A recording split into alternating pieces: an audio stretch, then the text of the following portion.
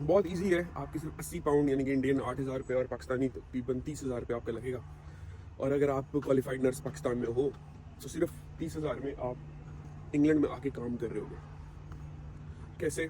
आपने एक test pass कर रहे हैं, CBT कंप्यूटर बेस्ड टेस्ट है उससे।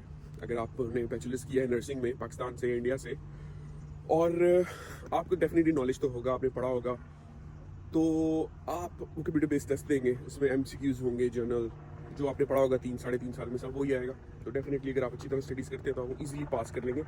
लोग पास करके यहाँ पर आ रहे हैं। तो उसको पास करने के बाद आपने इंग्लैंड में एक टेस्ट देना है जिसको कहते हैं कि OSCE, objective structural clinical examination. हाँ, तो वो आपने देना है। वो इंग्लैंड में आके पास कर रहे हैं, उसके लिए आपको वीज़ा लेना पड़ेगा। और CBT पास होगा, आपके पास अपनी नर्सिंग की डिग्री होगी तो ईजिली आपको वीज़ा मिल जाएगा।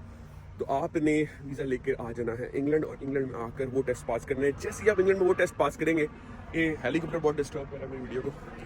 तो जैसे ही आप आके वो टेस्ट पास करेंगे, आप यहाँ पर आपको वापस जाने की जरूरत भी नहीं पड़ेगी, आप यहाँ पर जॉब सिक्योर कर लेंगे। तो बड़ा ईजी है। क्यों, कैसे और क्या वजह है कि आपको बड़ी इजीली जॉब मिल जाएंगी? इसकी वजह ये है कि भाई यहाँ पर इंग्लैंड को नर्सिस की ज़रूरत है, क्योंकि इंग्लैंड की पॉपुलेशन ओल्ड होती जा रही है यहाँ पर, और आगे और ज़रूरत बढ़ेगी। अभी भी बहुत ज़्यादा जॉब्स हैं, थाउजेंड्स ऑफ जॉब्स हैं, फ्यूचर में और होंगी और ज़रूरत पड़ेगी क्योंकि इनकी पॉपुलेशन ओल्ड होती जा रही है।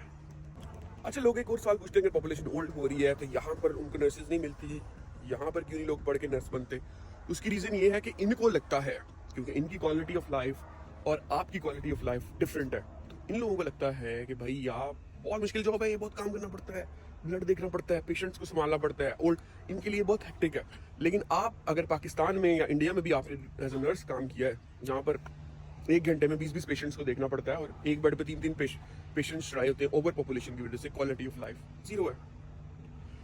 तो उस हिसाब से अगर आप यहाँ पर आओगे, आपको एक पेशेंट देखना है, वो भी पेशेंट पढ़ा लिखा है, आपसे अच्छे तरीके से पेश आ रहा है, और तो आपके लिए यहाँ पर हलवा फंसोगे। जब इन लोगों को देखोगे ना, जो चीज़ें इन लोगों को मुश्किल लग रही है, यहाँ फंसोगे जिस बैकग्राउंड से आप आए हो। अगर आपने उधर जॉब की, हाँ, अगर आप यहाँ पर पैदा हुए हो और यहीं पे आपने नर्सिंग की, तो आपको भी शायद आपकी भी सोच इनकी तरह डेवलप होगी होगी, तो आप कहोगे नहीं नहीं बहुत मुश्किल है। तो ये अभी यहाँ पर टॉप 3 कंट्रीज कौन सी हैं जहाँ पे से नर्सेज आ रही हैं इंग्लैंड में? इंडिया, एंड देन फिलीपाइंस और नाइजीरिया।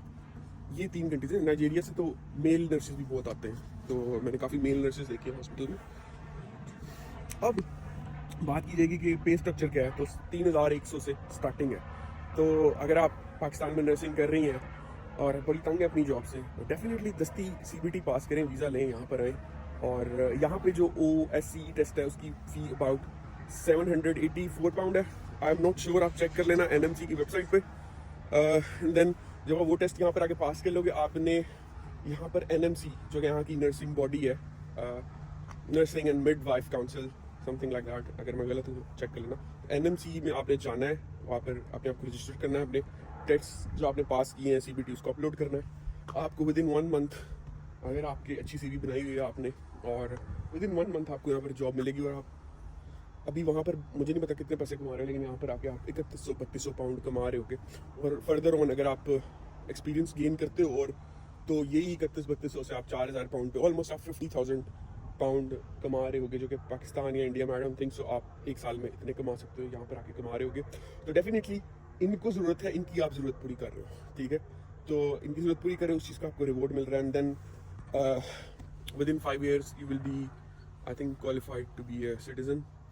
इन्होंने नर्सिंग में 10 साल का नहीं किया, डॉक्टर्स के लिए तो नहीं किया। आई थिंक जो प्रोफेशंस इनको चाहिए ना, जो लोग इनको चाहिए, उनके लिए इन्होंने जो वीज़ा की पासपोर्ट गेन करने की या ILR गेन करते हैं उसकी टाइमिंग नहीं बढ़ाई। बाकी दूसरे लोगों के लिए इन्होंने 10 साल कर दी है, बल्कि दूसरे लोग तो आ भी नहीं सकते अब, क्योंकि सैलरी थ्रेशोल्ड जो है वो बढ़ा दिया हुआ है।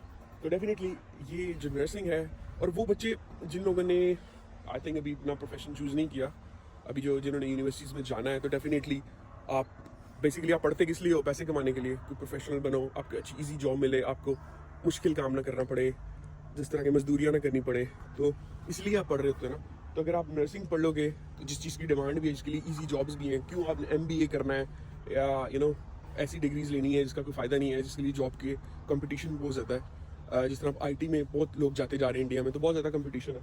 नर्सिंग में इतने लोग नहीं आ रहे, इवन कि यहाँ पर तो अभी मेल नहीं आ रहे, सिर्फ फीमेल का कंपटीशन होगा।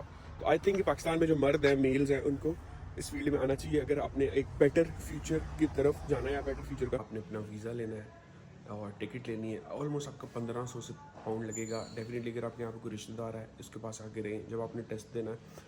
एंड देन अगर आप नहीं है तो फिर भी आपका ऑलमोस्ट 2000 से 2500 एक्सपेंस आएगा ये टेस्ट पास करने में, जो कि आप अगर आपको जॉब मिलती है फर्स्ट मंथ में तो आप पहले महीने में ही इतने पैसे कमा लेंगे। तो नॉट अ बैड डील। तो उम्मीद है कि आपको वीडियो पसंद आई होगी। अगर आपके माइंड में कोई सवाल है तो कमेंट बॉक्स आपके लिए है, ज़रूर पूछना।